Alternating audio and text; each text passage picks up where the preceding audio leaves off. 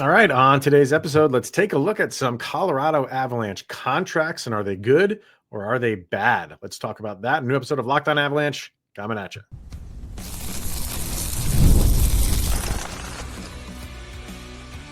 You're Locked On Avalanche, your daily podcast on the Colorado Avalanche, part of the Locked On Podcast Network, your team every day.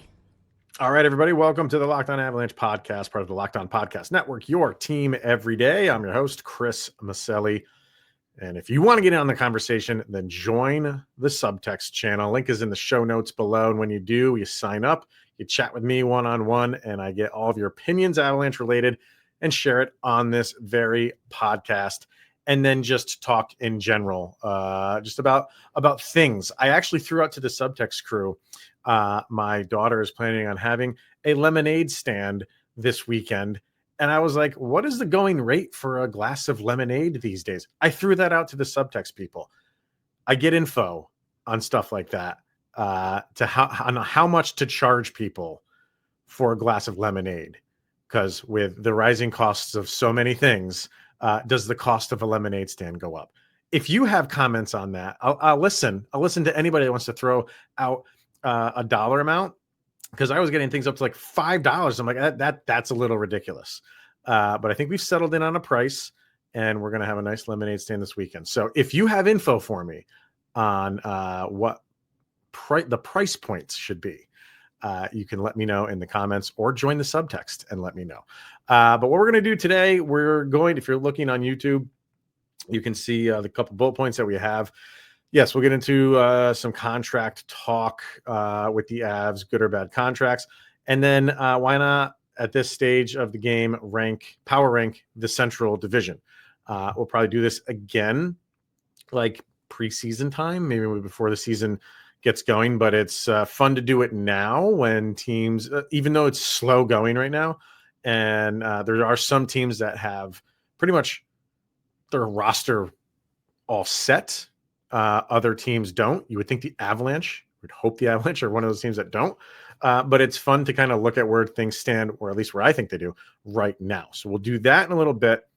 But where I wanted to start was this good and bad contract talk, because over on The Athletic, they did a top 10 best contracts and top 10 worst contracts in the NHL. And luckily, there was nobody on the top 10 bad contracts. So that's a plus. And there was one on the top 10 good contracts. But the way The Athletic did it was in typical Athletic fashion of just throwing just like crazy statistics out there for you. It was based on that. It was based on like their breakdown of analytics and things like that. That's how they did it. It wasn't just like, this is what we feel. I love that The Athletic kind of like dives deep into this. Sometimes it's over a lot of people's heads. Sometimes it's over my head. But I'll show you the graphic that they put up. So it's Nathan MacKinnon. They have as number 5 of their best contracts. And if you're watching over on YouTube, I'll put this graphic up, and it might mean a whole lot of nothing to you. And kind of where I've gone with The Athletic when it comes to kind of like these deep dives into graphics is I kind of I don't ignore things, but okay, like you look over on the left-hand side and all of those bars are 100. That's gotta be good. Obviously, that has to be good. What they're basing that off of, offensive rating plus 21.9. I don't know what that 21.9 means. Net rating plus 24.9. I don't know what that 24.9, but it's obviously good. All of this stuff is obviously good on the left-hand side. All of these graphs, with the exception of difficulty. And again, difficulty to what? I don't know, but that's at 62%. That's the lowest one, at least on the offensive side. Everything is just pinned pretty much to either 100%. I'm sure that's percentile, or 99%. Like that's all good. So that's kind of where I go with Athletic. The Athletic graphs is just look at it, and it's kind of like the JFresh, his stat cards. It's like if the numbers are high, you know it's good. you have to really decipher it into like the minute details of it? If you want to, I'm sure you could, but you can just look at it. That's what these things are for. You look at it. There's a lot of high numbers on there, a lot of 100s. That's obviously good. But the interesting things here, or you can look on the right-hand side where you have this one graph that kind of dips down a little bit. So that's like the remaining years of the Nathan MacKinnon contract, of his current contract, which is 12.6 million AAV. We know that. There on the top, they give his market value. How they come up with that market value, I don't know. But they have his market value at 18.3%, pretty much like what he's worth. So he's worth much more than what he's getting paid. And that bar graph, or not bar graph, that line graph that's below it on the right-hand side, like I said, it kind of dips a little bit. And that you would expect that, like as the years of his contract goes on, he gets a little bit older and maybe the production dips a little bit. But if you think that's dipping a lot, if you look way over to the right, it's in very it's not, you can hardly see it on the very far right of the graph. There's a line that says MVP and then a line that says star, and then first line, second line, third line. Even though his production is dipping a little bit, he's still within that star, closer to MVP rank. So that, yeah, I think they feel like he as you get older, your production is going to dip a little bit, but for him, it's not going to be so much where it's just falling off a cliff. And you wouldn't expect that from him, right? Look at what guys like Sidney Crosby are doing. As they get older, they keep producing. You would expect Nathan MacKinnon to do the same thing. So he's not going to drop down to like this second line, which is closer to the 0 down there. He's pretty much you would expect him to stay in that superstar / MVP conversation. So that's how they rank the contracts. I'm not going to do it that way. I'm just going to do it on, do I like the contract or not? It's pretty simple. And the one last thing I'll bring up about this Nathan MacKinnon one, it's a pretty amazing fact that, and they put it in the little write-up for him under his his blurb. By the time he gets to year 6 of this contract, which is a few years from now, obviously, as the cap keeps going up, this contract could be less than 10% of the Avalanche overall cap. That's crazy. And you can't be more than 20% of a team's cap. And when he signed this, it was right around 15%. So now as this cap is going to continue to rise and his number stays where it is at 12.6, and it's not going anywhere, you can't renegotiate, like you got to play out this contract. By year 6, it could, if the cap keeps going up by the numbers they think it's going to go up, it could be less than 10% of the cap. And that is a steal. You feel like it's a steal now. Remember his contract that before this 12.6? I remember what it was now. It was in the 6s though. It wasn't like 6.5 or 6.7 or something like that. We were saying then that was the best contract in the league, and it absolutely was. And as he signed this contract, started playing it, he's gotten better. So even this contract is starting to look like another steal. And as the years go on, and as the cap goes up, and as the number, his percentage towards the cap goes down, you're gonna be like, this is robbery. This is highway robbery for what his contract is. But yeah, I thought that was interesting that they the way that they did it. He was if you're looking for number 1 is on that list, it's Jack Hughes of the Devils. He was number 1. So I want to get into individual players. We'll just go through. I got Puckpedia up. We'll kind of go through the players and do we like the contracts? Do we hate the contracts?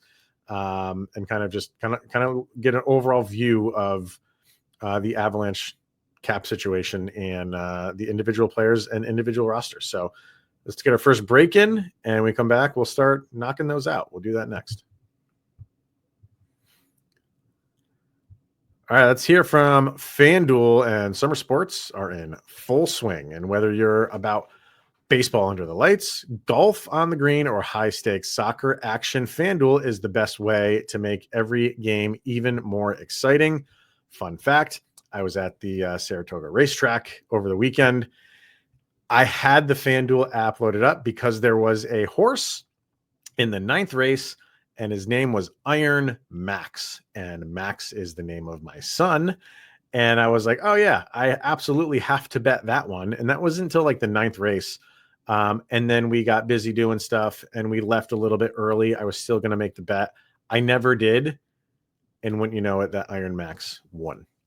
And my wife won't let me live that down now. So you're already following all of the action. Why not make it a little bit more thrilling with FanDuel, and you get in on the game while your friends are getting sunburned on the beach. And if you're new to FanDuel, new customers can bet $5 and get $150 in bonus bets if that first bet wins.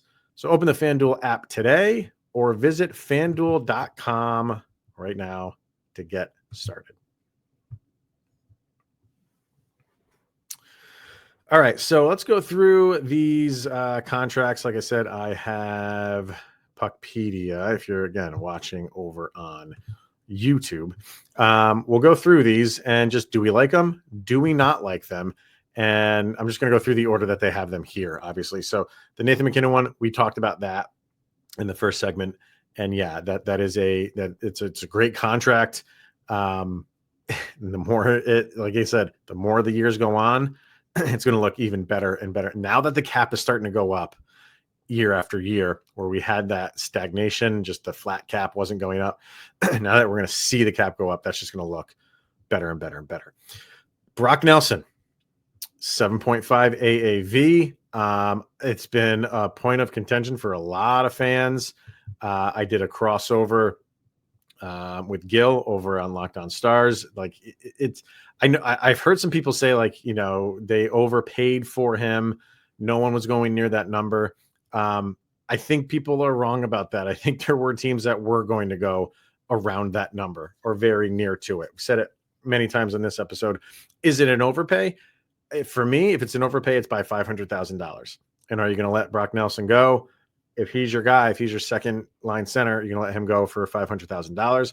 I think you pay up for that. If that's what got the deal done.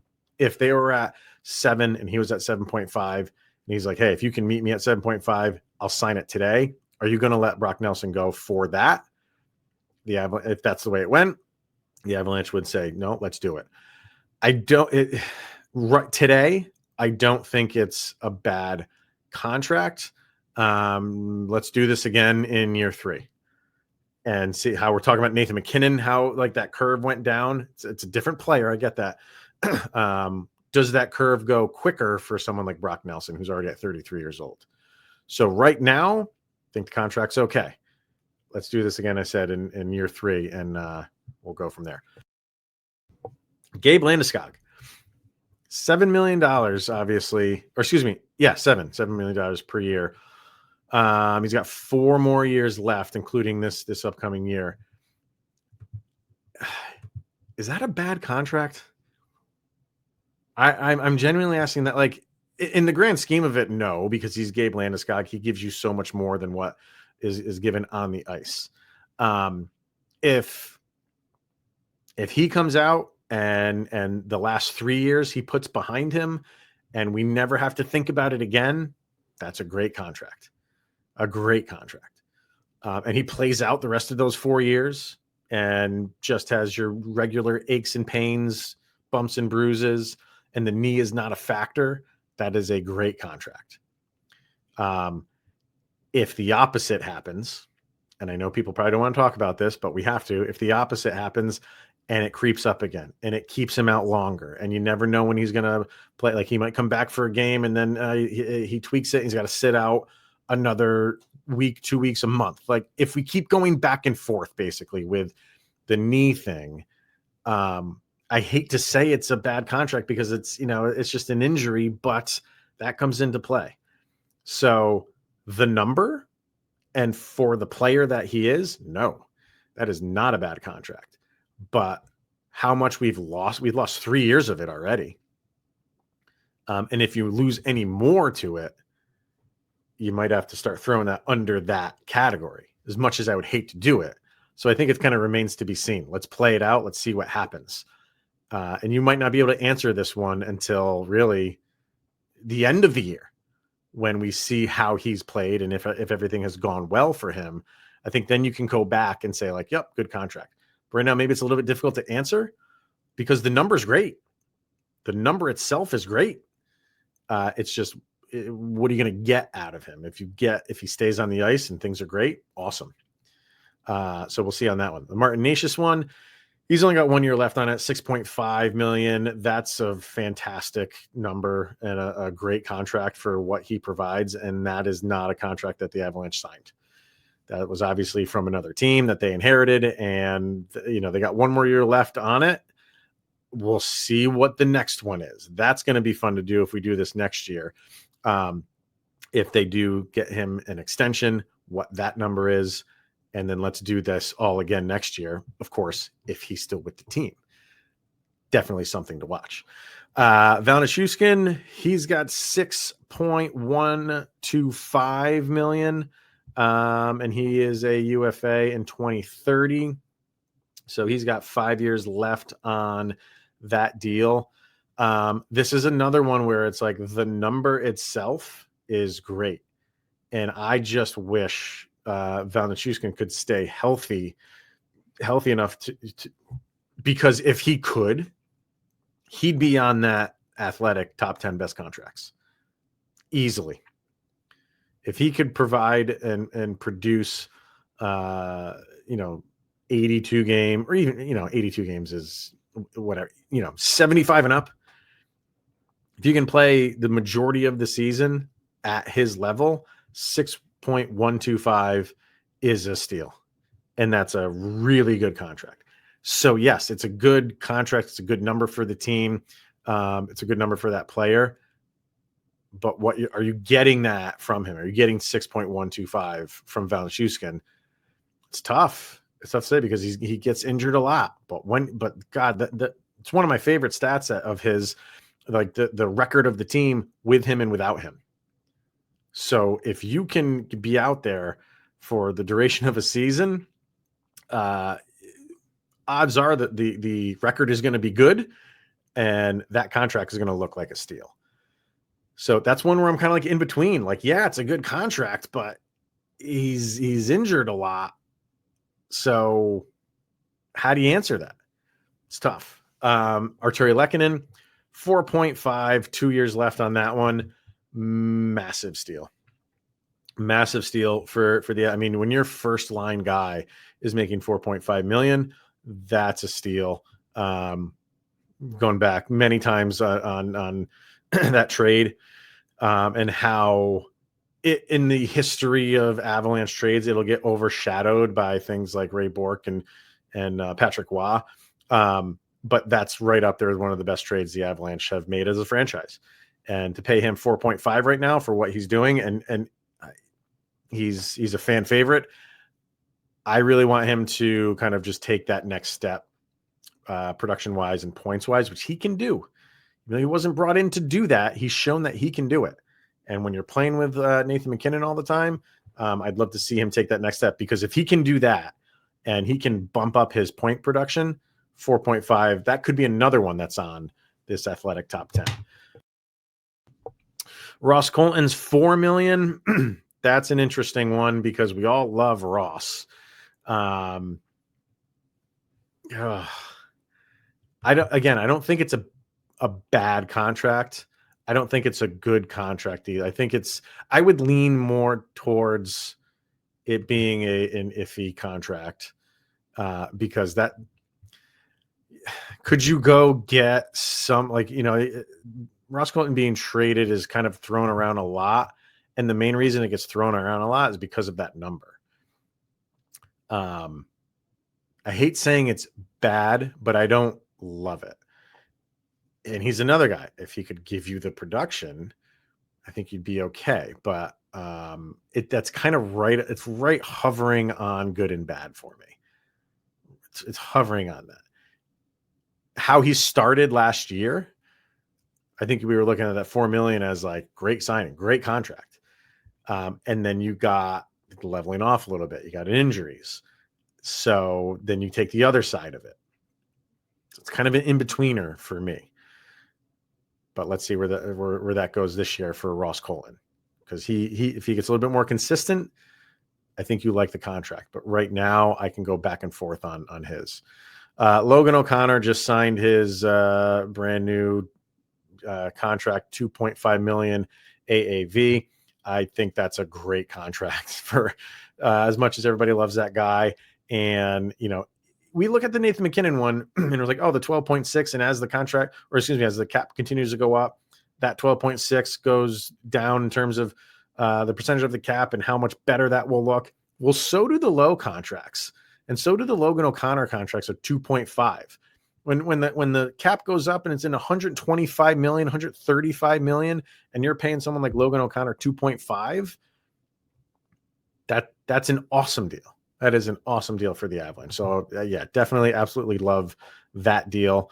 And then the last one, well, we got two. So the Jack Drury one, it's another one they inherited, 1.75. I really like that contract. And I think that's one for this year. As he plays a full season with the Avs, and he kind of becomes more of a household name in Avalanche Nation.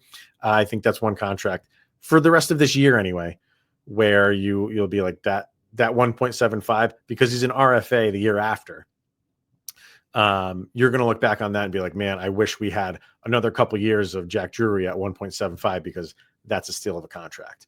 And I think he's going to have a good season, and he's a guy he'll cash in a little bit because the cap is going to go up, obviously. So he's kind of getting an RFA deal at the right time. It's a good time for the Avalanche because likely shouldn't go anywhere. He does have arbitration rights. So I wonder if that could be a point of contention between the two of them. If he has a really good season, if they have to go to court for it, we'll see. But I think he's a guy that will outplay that $1.725 million. I'm pretty confident in that.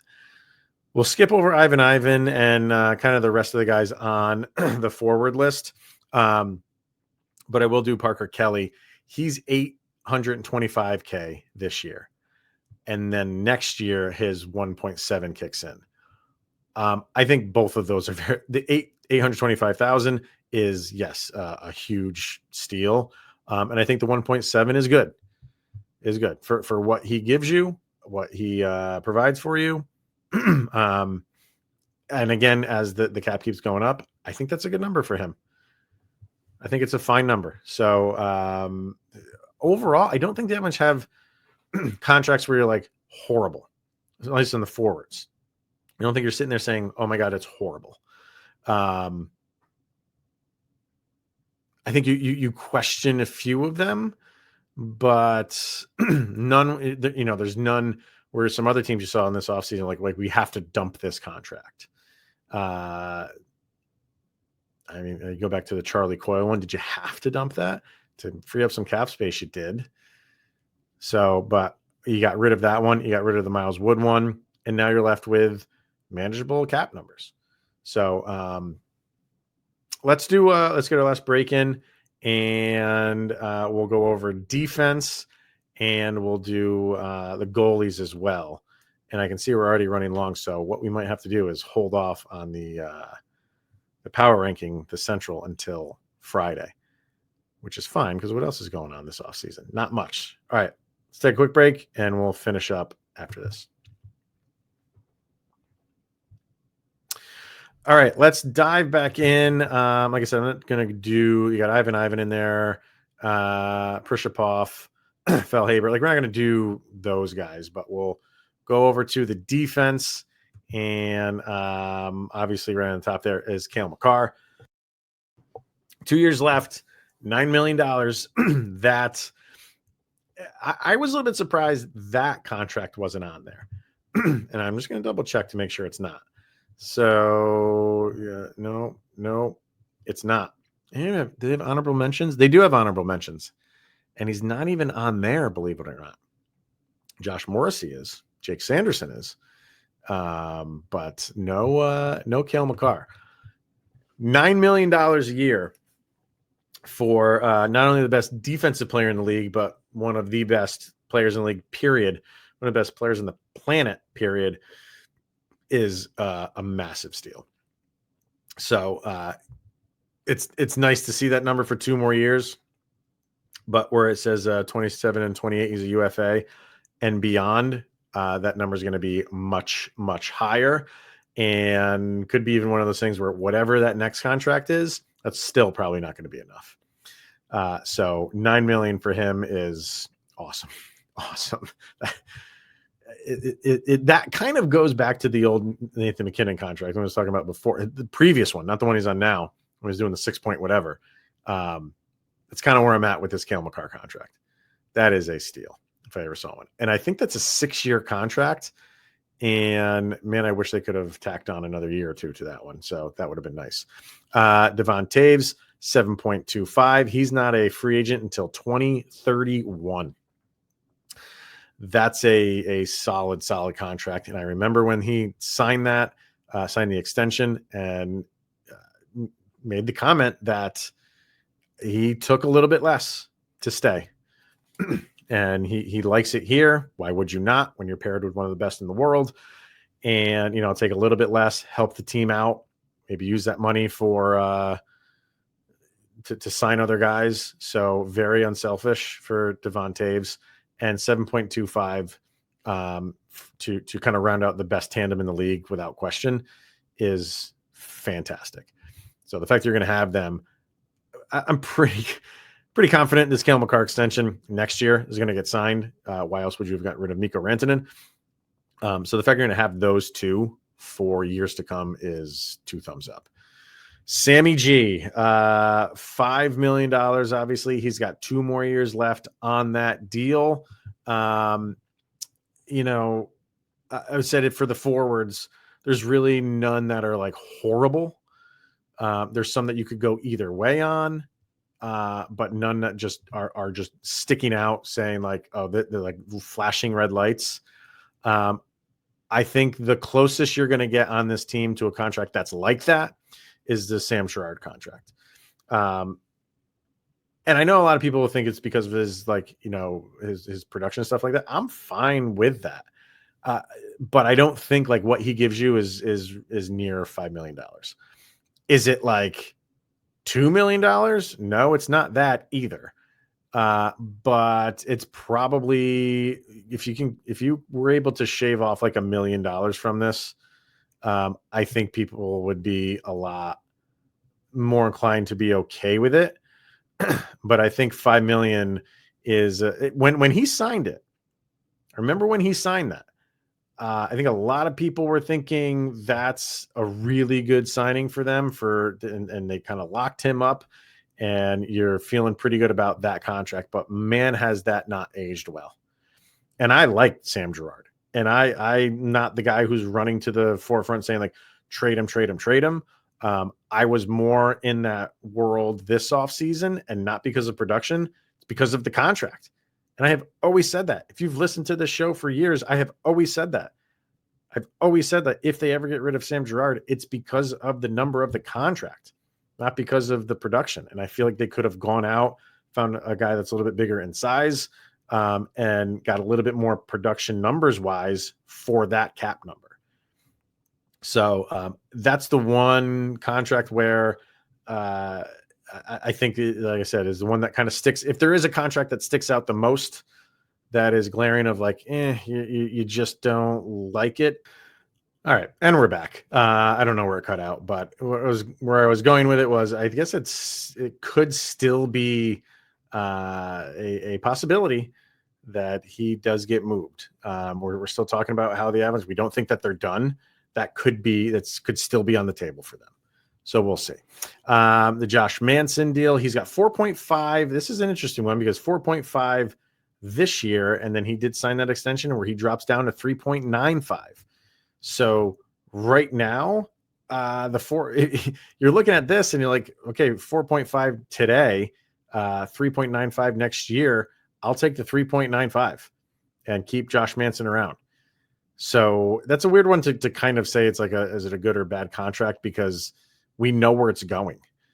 we see it in front of us. We know that what he's got this year, we know he's got next year, and I'm okay with where it goes next year. But for this year, it is what it is. It's 4.5. You can't do anything about it. So I think it's a little bit better. Again, one of the things where the cap is going up, his number is going down. That's not the worst thing in the world. Sam Malinsky, 1.4. Love that one. Love Sammy. I think how we were talking about the Jack Drury one, where I think after this year, there could be some arbitration there with Drury, because I think he's going to have a really good season and maybe demand a little bit more money. Well, Malinsky is not. He's a UFA next year. He doesn't have any arbitration. I think he's a guy that's going to play up to that 1.4 and beyond. So it was a 1-year deal, maybe kind of like a prove it contract for him. Going to prove it. I have high hopes for Malinsky this year, and I'm going to force the Avs to maybe pay up a little bit more for him next year. Finally, Brent Burns. Well, Keaton Middleton is on there too. 775,000. Fine. I'm fine with that. That's like the league min, and I'm totally fine with that. Brent Burns, $1 million.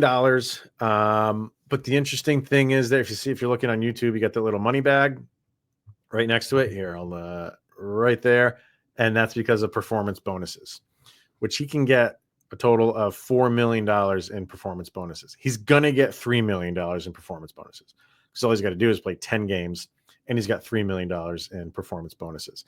He gets an extra $1 million if he plays 70 games, which he could do. He's got an Ironman streak of his own, but he's got to play 23 minutes or more in those games, which he likely will not do. That is Cale Makar territory, which he's not going to hit that. So he's going to get $3 million.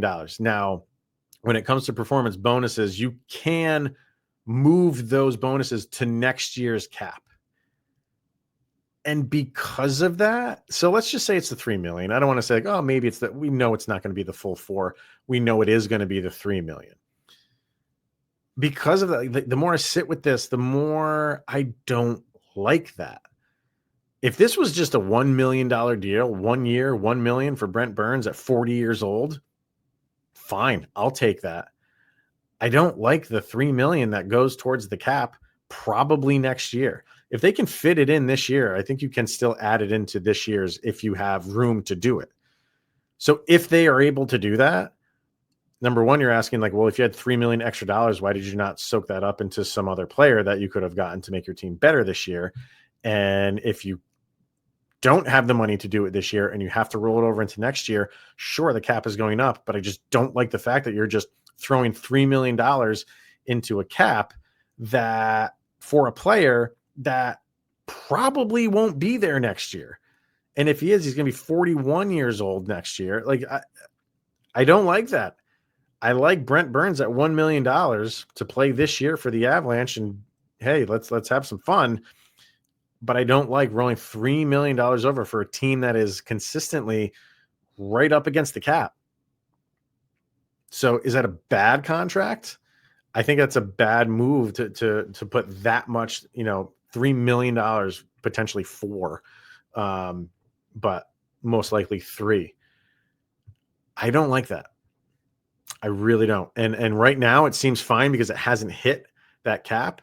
But when it does next year, I think people are going to be like, oh yeah, I forgot about that. What the heck? So I'm kind of on record of not really liking that. I love the player. Love the player. Love what he can potentially do for your team. Don't love where that $3 million is going to come into play probably next year. That comes right off of that cap, right off the bat. And sure, your cap is going up, but that'd be nice to have your cap going up and have that money to put towards other players next year. Not $3 million get shaved right off the top for a guy that played for you last year and probably isn't playing for you next year. It's just where I stand with that. So, what do you think?